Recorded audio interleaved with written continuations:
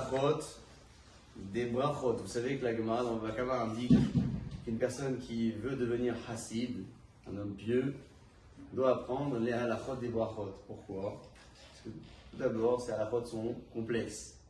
À part cela, ce sont des halachot qui sont extrêmement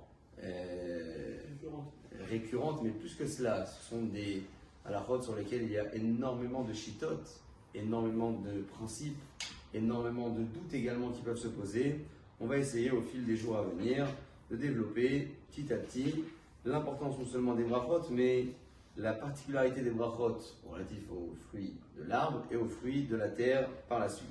Commençons déjà par parler des fruits de l'arbre qui sont plus importants que les fruits de la terre, pour lesquels la halakha nous indique le devoir de rester la bracha de Haetz, à l'exception du vin qui est produit par le fruit de l'arbre, donc par le raisin, sur lequel on dira la bracha de Geffen. Imaginons qu'on ait dans les mains un fruit sur lequel nous avons un doute. Est-ce que ce fruit-là, sa bracha c'est Adama ou Haetz? Quelle bracha doit-on réciter avant de le consommer?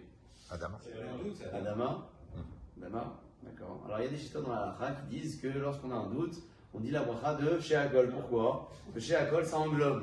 Mais halakha les maaseh, vous avez raison de préférer une bracha qui est précise et plus détaillée plutôt qu'une bracha qui englobe. La bracha de Sheakol, c'est une bracha qui englobe énormément d'aliments. On sait que Bediavad, lorsqu'on ne connaît pas la bracha d'un aliment même qui n'est pas d'origine végétale, on peut dire Sheakol, mais c'est du Bediavad a posteriori. Les khatrila, c'est toujours bon de choisir une bracha qui est précise. Là, en l'occurrence, on dira donc la bracha de Adama sur ce fruit. Si l'on a devant soi un fruit sur lequel la halakha donc a un doute, est-ce que sa bracha c'est Adama ou Haetz? Je parle de la banane par exemple. Et près de cette banane, un autre fruit sur lequel on a oui l'obligation de dire Adama avec certitude. Un autre exemple, à part la banane, sur lequel on dira la bracha d'Adama?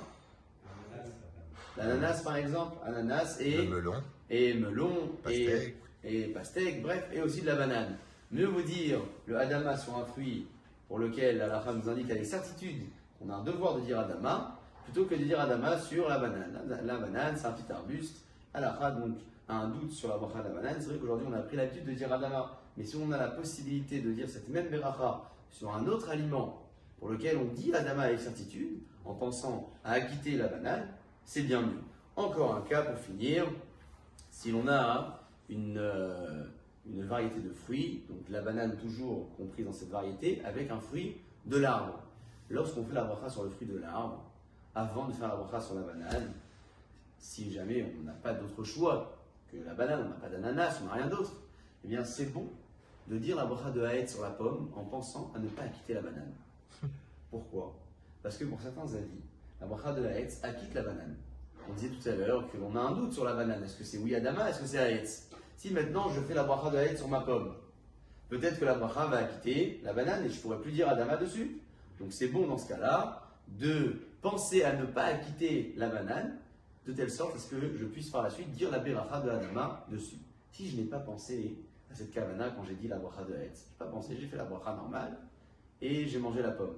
Et après j'ai la banane devant moi. Est-ce que je dis la bracha d'Adama ou non? Dans ce cas-là, marqué dans la halakha que je ne dirai pas la bracha de Adama, je penserai à la beracha de Adama et je consommerai directement le fruit sans la dire réellement pour primitif.